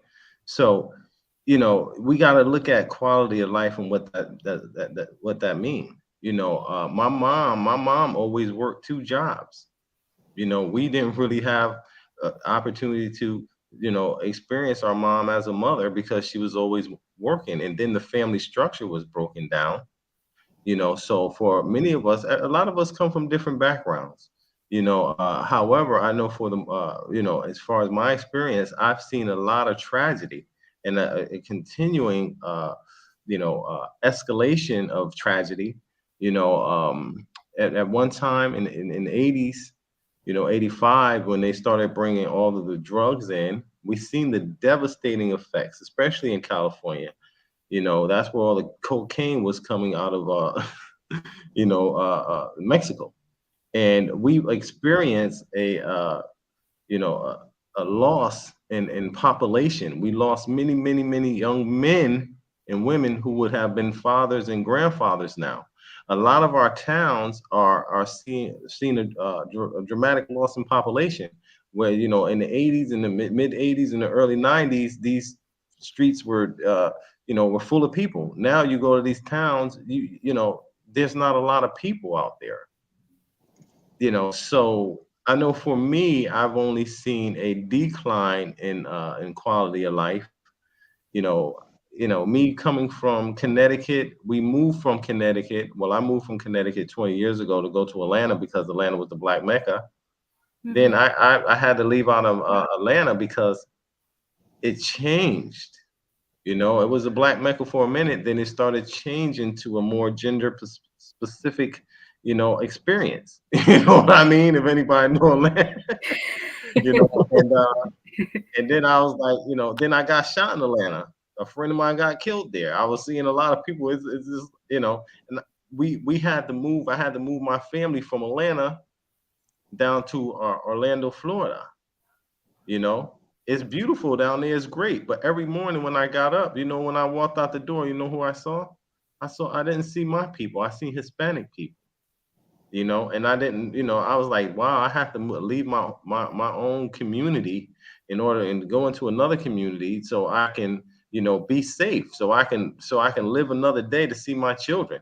So, you know, everybody have different experience. If you're doing well and America is where it is for you, you know, enjoy that. You know, live your life in America and live your dream. And however, if you see that there's problems there, Africa provides a solution for that.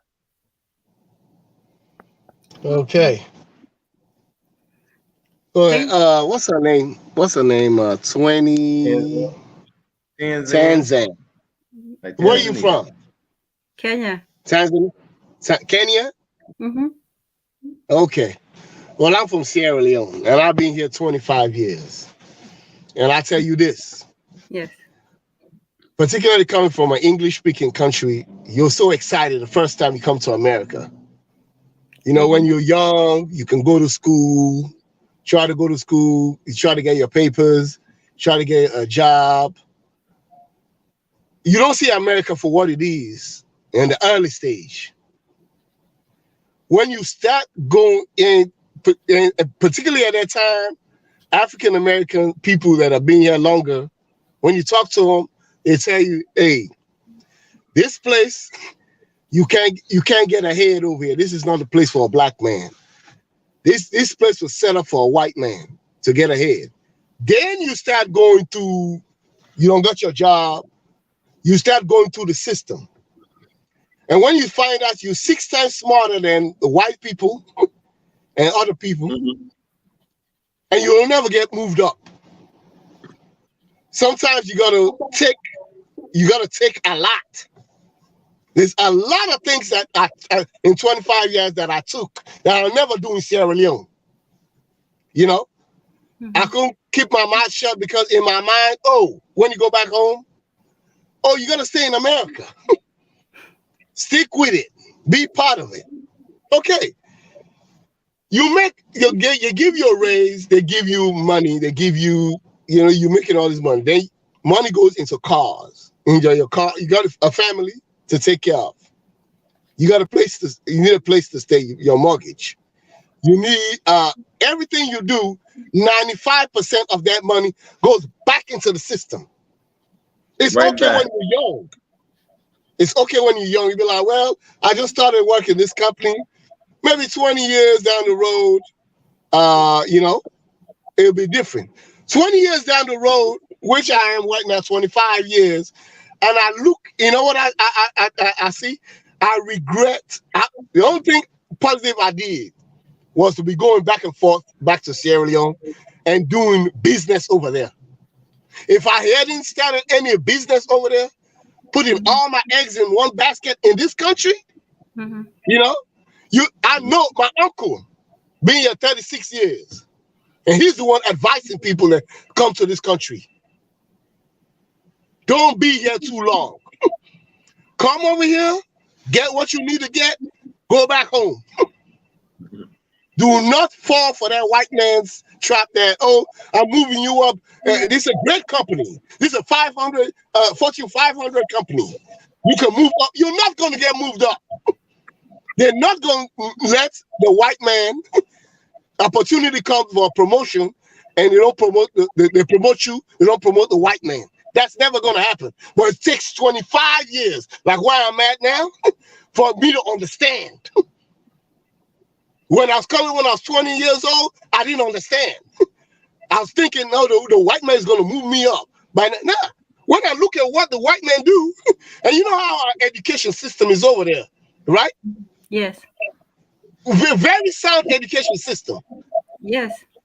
When you come over here, you see what you do and what these people do, and you sit back and be like, oh, just because he's white, he gets moved up, because the system is built for them. The system is built for them to win. But it takes some African 25 years to understand. When I first came over here, some African Americans pulled me to the side and told me the same story. Other Africans that have been here long enough, and they regret not doing anything back home. They put all their hope and trust in this country. They pulled me to the side and told me, establish. The only advice I took, I was going back home and I was doing little businesses, and my businesses got bigger. That's only saving grace. But being in this country, you're not getting nowhere. And after 20 years, when you look back and be like, look at these dudes, look at these white people out here. I know how to do the job way better than them. I know how to move way better than the system. And look at where I'm at. That's when you said we go back 25 years and think about, oh, somebody told me. So people don't see it, but a lot of Africans don't see it when they first come to America. Until they put in time. Just you know what? You know what? I had a brother. Tanzan, you from Kenya, right? Yes. Yeah. You Kikuyu? No, I don't want to get tribal, so I'll just leave it at that. Okay. There was a friend of mine. Actually, he taught me a lot about business. His name was Juan Joey. He was going to school in the States, right? Mm-hmm. So Wow. how I met Juan Joey is Juan Joey. He's one of the most humble, most loving people that you can meet, Mm-hmm. and he taught me a lot about business, man, accounting, and all of that stuff. He was actually working on his master's degree in business. Mm-hmm. Juan Joey, he ended up getting shot by the police What? in Connecticut. Yeah, he got shot by the police, Wow. and he was yeah, he got, they mistaken him for someone else, and he got shot. And he was telling me, he was like, when he first came to America, when he heard that somebody car got broken into, he said, I couldn't believe it. He was like, I didn't think that there was crime here. And and he heard about someone getting their car broken in, Mm-hmm. and he had to, face the unfortunate experience of being shot and being, going through the penal system in the States because of, you know, uh, a mistaken identity. Uh, however, Right. that these type of things happen all the time. There's a large segment of society that I read the book uh, uh, Facing Mount Kenya, Jomo Kenyatta, Yes. that about 30 years ago, and Mm-hmm. I can remember in the book it talks about harvest time, Mm-hmm. and how harvest time is in Kenya or was.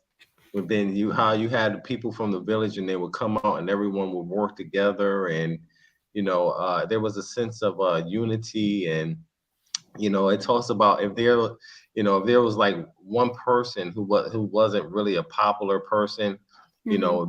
the community would make every effort to make this person feel accepted within the community. Mm-hmm. And I was like, our society is the opposite of that. What I mean?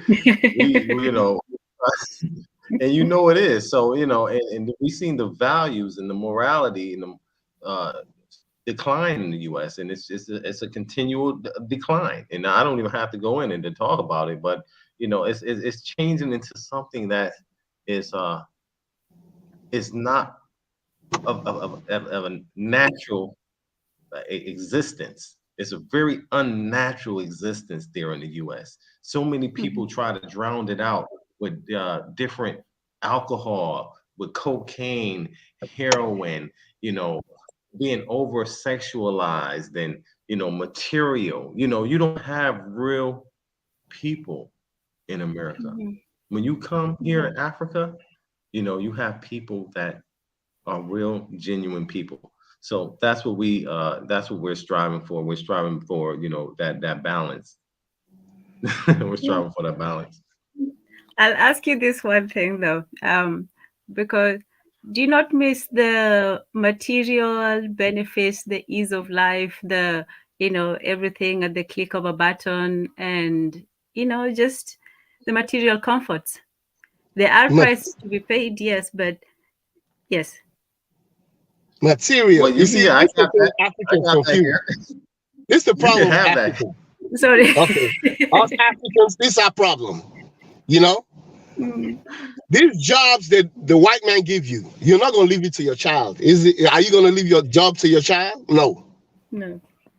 That's what I'm saying. Just because you see, we don't see that I get my paycheck and 95% of it is gone. Okay. In Mm. Africa, yes, you order something, it takes a long time to get it. The product might be bad and stuff like that. Okay. Mm-hmm. But that's not a big reason. We all Africans say it, you know, certain things we do here, we don't do back home. Like quality of life. People have time for each other. You know, Mm-hmm. we don't have time for each other in this country. Quality of life, the way Africans grew up. Money is after a little while, that check they're giving you, it only makes sense if the savings account is big. but they'll be waking up every month, pay bills. Every month. You know how that is? It's like eating or going to the gas station. You look at your car, you got to put gas in there. Groceries, you got to buy. That's not life. You know, okay, Africa is harder to find the money to pay for rent. But over here, the worst thing is when you put in all that time. It's what you call like, okay, it got the 401k. Oh, let's take an example for the 401k. You know, the 401k, you can't touch it till you're 65. Besides, most 401k, $65,000. You're looking at how much bills you're paying. Say you're paying $2,000 in bills. Your Social Security and when you owe your Social Security check and the money you get from your 401k is not enough. You're going to be working till you're 70 something because now you don't live, you got to keep up with this mortgage. Africa, you go in there, you build the house you want, the type of house you want. One time. One time. You buy your cars one time. Not continuous paying every month. One time. You buy your function, everything one time. You see what I'm saying? Yeah. So don't stick with this system of paying bills every month as life. That's not life. Because after a while, you're gonna be like, okay, I'm paying this bill. What's in my savings account? Can I live off my savings? Can I leave this job and depend on my savings account? The only place you can do that is in Africa. It's the only place you can build your own house and whatever you save in America, you live off of that. Not here. Here you're gonna be paying till you go down to the grave. You're gonna be paying for everything. They got you like that. It's nice to have things convenient but after a little while you say, okay, it's like you've been in a job for a long time. What do I have? What can I take away from this job? You know, and that's the big thing in Africa. Don't go back to Africa if you're not correct. You come to America, you work, you go to school, you make all that money. When you go back to Africa, you got to give an impression. You got to have a place to stay, cars, everything going on for you. That's why some Africans can't leave here because they find out the process of paying. I'm getting my money, they're giving me a raise, but all my money is going back into the system. When am I going to save this money, build my own house, go to Africa, enjoy my life, have enough money saved that I don't need this job anymore? That's the problem. A lot of Africans can't do that. Mm-hmm. They can't. You don't want to be like that. I'm telling you, my uncle, 36 years, is telling everybody, don't do that. Once you hear the white man's giving you money or whatever you do, start establishing yourself back home. Right. Start establishing yourself back home. I don't care how long it takes. Build the type of house you want. Create your businesses. Do what you got to do. This American life is not forever. When you old, they kick you away and bring in a young guy from college to take your place. The time being that they're giving you this money, use that money and do something back home. Mm-hmm. And build yourself back home. This is not forever. Right, definitely. But a lot of Africans come in and make a serious mistake and think, oh, because they're giving them the money, it's going to be there forever. Then when they put in 30 years in the system, they kick them out with a Social Security check, and they can't live the same life they used to live. Got the Social Security money or the money they save, well, they can't afford the same lifestyle they were using when they had a job. That's the 40 years plan, working 40 hours a week for 40 years to retire off of 40% of what you were living from check to check. So, you know. Wow, that's bleak.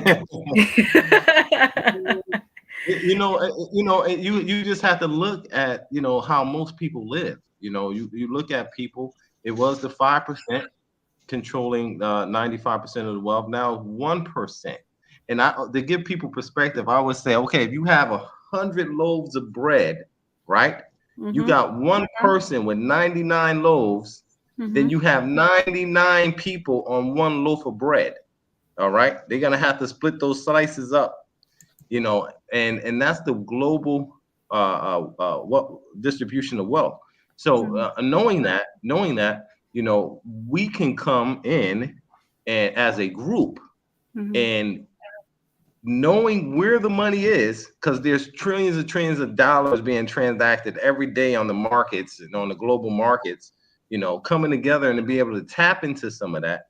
You know, you out there living and working by yourself, you know, depending on what you're doing before, you know, you might be able to create a legacy if you want to do that. Some people just want to live a life where they can go to Applebee's and Chili's and go to the movies and go whatever mall they can go to. They can have Netflix. Everybody got a cell phone, and people call that life. You know, go to Walmart, fill up on all, you know, all of this food that, you know, that got cancerous materials in it, you know, and people are happy with that. But if you want to have some type of ownership, you know, and, you know, and have something to pass down for generations in terms of legacy and building business, Africa is the place to do it. Absolutely, and appreciate everybody's feedback and and that was a great question because it's relevant to what we're talking about.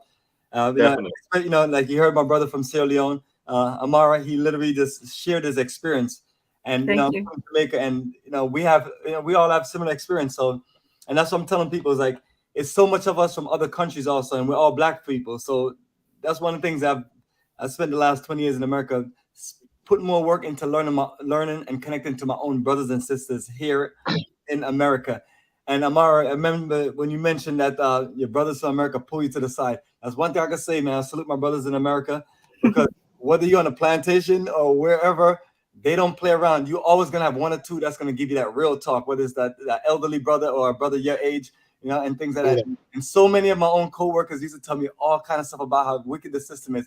And you know, naturally, you know, you don't know that much about racism or white supremacy, so you believe them, but at the same time, too, you start learning by seeing, because whatever they're telling you now, they've opened your eyes now, so you're looking for it, and then you see it, and you're like, okay, let's you know. And then once I started getting to Africa, I realized that this is it. So we're all agreeing that we need to focus and work on Africa, and that's what we're here to educate and share information to the people that are listening, because I feel like people are picking up bad advice and wrong ideas and things like that.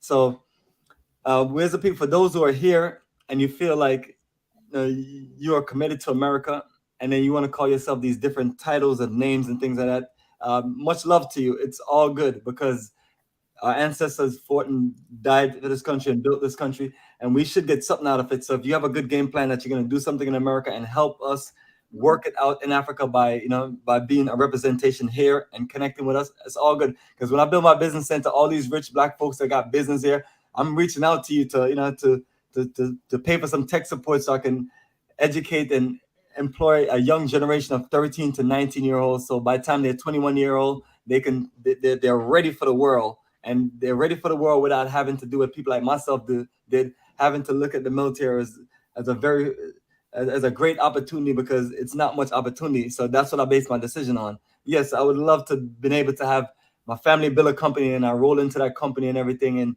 and train just like how the rich white folks do it. But I had to just do it, that foundational ways, and just like many of us in this current generation in our 40s and 50s, and then our elders that are in our 60s and 70s, they did what they needed to do. So now it's our turn to now put our children in the best position. And the best position is to make sure that we're in Africa building and developing the things that we need so they can work and be employed. And they don't have to go to the Chinese, the Indians, and the Lebanese, which I think those are the three biggest, most aggressive groups of foreigners in Africa. Whether Sierra Leone, the Gambia, Ghana, just to name a few. Kenya, and it's amazing how all four of us represent beautiful countries in Africa. So I'm telling you, family, we have people in different countries. Please reach out and connect with us, and let's forge a path to where we build this together, Black Union together, and stop looking at, oh, he's from this country, he's from that country, because I've dealt with that here in America, and I've always fought and stand for myself, because I believe my purpose was coming here was to connect with my people here in America, and then from that connection and what I've learned from them is to lead that movement in Africa. So I appreciate all my brothers and sisters in America for supporting our energy so much, and if these things are going to be done, it takes us in this country, this one America right here, where we have so many different incredible groups of Black people from all over the place. If we ever put our energy together, it's incredible. I was reading one of Kwame Nkrumah quotes as I was looking for quotes to pull up for the thumbnail, and he's on point. So family, nothing is lost. We're just behind a little bit, but with cooperative economics, we can definitely pull this thing off. So what I want to do, family, before we close, is I want to get a final thoughts and feedback from everyone here. Whoever want to go first is fine. And then we just close out, and it'll be a little bit after 2 hours. And that should be more than enough knowledge and information to help our people make proper decisions and reach out to the right people if they want to commit. And once again, family, the last thing I want to say is, family, if you're really serious about trying to do certain things in Africa and you're a little shaky, like land and things like that, please go to a legitimate law firm that handles real estate. That is my best advice for you. And you can also get your attorney here. I'm here in Georgia, and my brother there, first vice president, is there in Ghana. So we're here to give you access to connecting with us. But it's very important before you make these life-changing decisions that you sit down with a proper legal source. You can reach out to us for consultation, but when you're trying to validate and verify paperwork and all those other things, that's what we're recommending to you for an attorney and things like that. And then if you don't want to use an attorney, that's fine. Just be your best judgment, ask a lot of questions and things like that, and be clear about what you're looking at. And then just be committed. So family, brother Kwesi, Amara, or Tan. I'll go first. I'll go first. All right, go ahead, brother. Okay. This thing, I'm just trying to send a message out there that Africa is the place to be.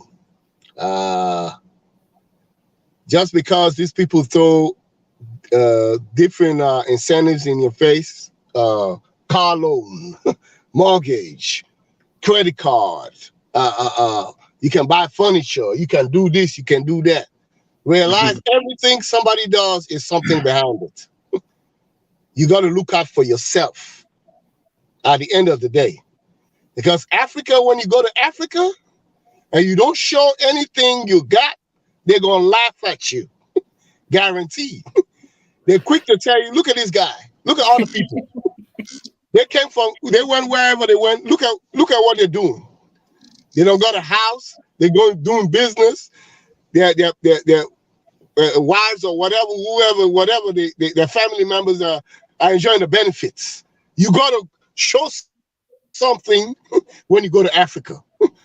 That's what a lot of Africans can't do, because they got caught up over here and now they tied in this. So anybody with any kind of sense should know that Africa, when you do something, you do it one time. No mortgage. You buy your own land, you build your own house, is yours forever. You do your extensions, you spruce it up as much as you want, upgrade it to whatever you want to your liking. But it's yours forever. No mortgage. Eliminate mortgage, because that's the #1 killer. And rent in America. Your cars, no car notes. You can buy whatever and fix it. Then you can look for money, save money for yourself that you're going to live on. But this life right here, this stress of paying bills is stressful. It's not a good thing for you to have a raise or promotion. And then you look at that check and then you spend and spend and spend. And then you're like, where all the money go? Where all the money go conversation needs to stop. Work on a plan, you go back to Africa. This life here is not forever. There's a reason why the white man make everything so convenient, because he wins. In Africa, it's real. It's hard when you buy your land, your house, whatever you get. It's hard. But once you do all that, life is easy. But these people, they come up with a game saying your life can be convenient. By the end of the day, you end up with nothing. So if you do not make quicker plans to go to Africa and start little bit by little bit, reintegrating yourself. If you're having a house, build it. You're having a business, build it little bit by little bit, with the eye of retirement. It's going to be tough. That's all I got to say. Thank you all. Thank you. Bomani. Yes, sorry about that. Family, I appreciate our brother here. It's appreciate him coming in and adding energy to our conversation. And then sister here, sister Tan, can you last words or final words or any last thing that you'd like to share as far as this recommendation for those who are looking to literally travel, live, or do business in Africa? No, actually, thank you for having me. It's been an honor.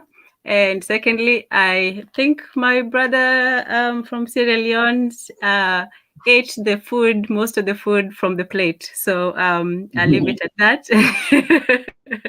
And thirdly, I think Brother Kwesi needs his rest. So I think he's yawned about 15 times now. So I think It's about 12:30. I'll let you go. Thank you so much. I'm holding it down though. Now you take care. Thank All you. right, so let me just get you right. All right, Brother Kwesi, me and you, and yes, and we also want to thank you for staying up late. I know sometimes when people see us do this thing, they don't understand we're in different time zone. And right now, like 7:23 here in Atlanta, Georgia, and your time is about 5 hours ahead, right? Because it's either 5 or 4. I always get thrown off by it. I just have to look at daylight saving time was yesterday or when the time went back. Oh Jesus. Just know that when you see me on the live, it's probably been about 8 or 10 attempts. I can remember sometimes it'd be my intention to get on and to do lives and things like that. But like I said, I have so much other things that I'm doing. But I try to make an effort. And in closing, we are in a historic time. We're in a historic time to do something different. For those who are watching and looking, you have the opportunity to be a pioneer, just like America's forefathers in coming over to Africa and being of the first that come back, because we're looking at a great change, and you could be a part of that. So those are the ones who are the true Pan-Africanists, have true Pan-Africanist mindset and have true Pan-Africanist agendas. So I think that was my conclusion there. Well, absolutely, brother. We've dropped. You and I have dropped a lot of knowledge, and just want to specifically let people know that this is literally to assist and help our brothers and sisters, whether you do business physically with us or with other people, which is fine because not everyone is going to do business with myself in Ghana as far as tourism investment, and yourself as far as the different project you're doing. But we do want to wish people the best because we're all a part of the same movement.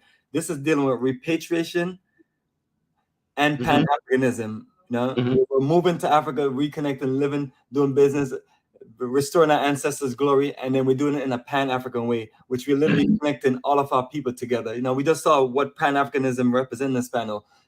You're from here in America. I'm from Jamaica. Then you have our sister from Kenya and our brother from Sierra Leone.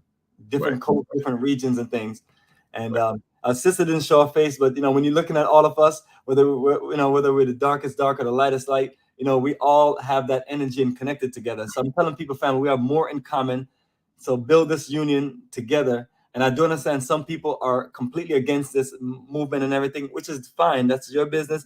But occupy yourself with doing something for your family, if nothing else. But the most important thing is to go beyond just our family and do for our people, because we need to rally up the troops and energy to build corporate economics. And if you're watching this video, right, and you're seeing something wrong about this video, you really have to look at yourself, because I've known and I realized over the years that there's people who watching this and they can't wait to go back and say, hey, did you see a video? If you're watching and you're doing stuff like that, I hope you don't have any children. Focus on your family, going and going back and forth, trying to create some drama, staying up all types of night, looking for notifications, seeing if somebody replied to your message or has something, that's not the type of life to live. YouTube has a psychological profile test to make sure that people aren't overly obsessive obsessing over this YouTube platform. You know, if you're there, you know, and you're watching this, and you feel in your heart that, you know, something wrong with what we're saying, you know, stop tuning in. Don't become a tool of division and distraction because you watching something you know you don't like and you want to get things, you know, going, and then you're calling around and stuff. That's the majority of the, you know, a lot of these people.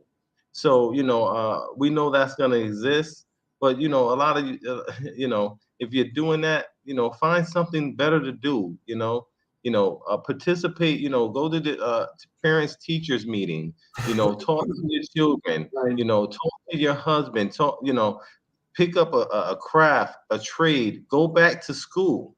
You understand? Don't just sit around and look at people that's actually out there making things happen. Like we was on the live trying to do the live the other night. The brother tried to jump in, knowing that, you know, him and his daughter tried to rob me for $40,000, knowing that I took care of him. But 6, 7 years later, he's still coming around. I've done everything I said I was going to do over those 6 years, nothing but growth over those years. I'm actually living here on the continent now. Where are they? They're back there living off of government assistance, Good point. you know, still hating after all of these years. Get a life.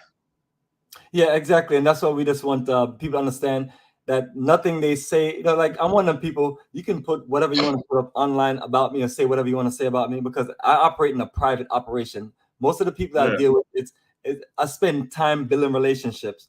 So Right. you can tell them, you can put whatever you want to put out there. One thing about them, they're going to do their research and they're going to like, yeah, I know this brother, I know where he live at, I know his family. And, you know, we travel, we move around, we've done things together, and he's an honorable person. He's about his business. Mhm. So I'm always telling people, like, anybody could put up whatever, but it's another situation to prove it. And that's one thing about myself and what we're talking about.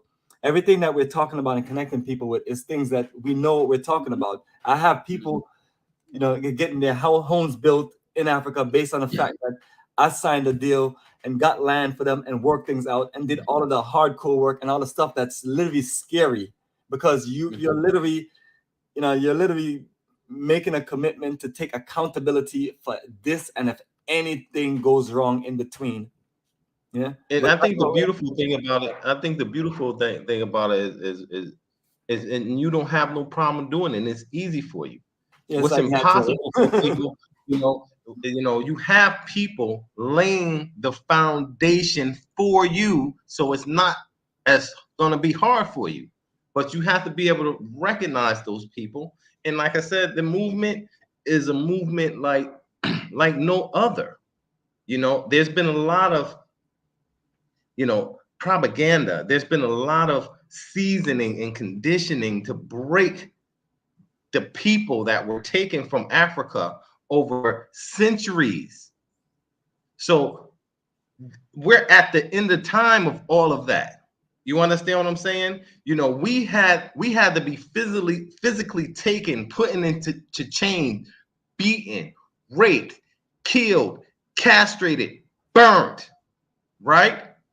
For centuries, intimidated. Ku Klux Klan coming through. You can't look a white person in the face. You got to look down.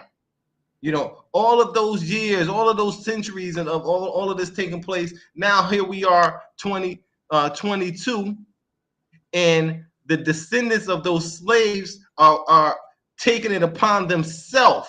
Nobody's coming and grabbing none of us and bringing us to Africa. It's a universal awakening. A universal awakening for, you know, the ancestors of in whom we are through our DNA. So we are making this historic return. In the Bible, there's a prophecy of Abraham's seed being in a land that's not theirs and being oppressed for 400 years. Afterwards, they will come out with great possessions. This is that time. And the possession is not what most people would think in terms of material wealth. The great possession is what we acquired through our experience in being in America, and what we have learned and what we can take to bring home to Africa and build. Yes, brother. A lot of knowledge, man. A lot of knowledge, man. Good time to close out. Okay. Yeah, All good right. talking. Well, appreciate it, man. And you know, you and I will keep on Anytime, brother. with other folks, because it's not about us, it's about our children and the future of the world for Black people. And anything that me, you, or any rest of us can contribute to help the future get ready, I'm all about it. The only thing I would not do is let anyone get in our path to destroying our future for our children and what we're working on. So family, Black power, nation building revolution, let's keep it strong, family. Peace. Peace.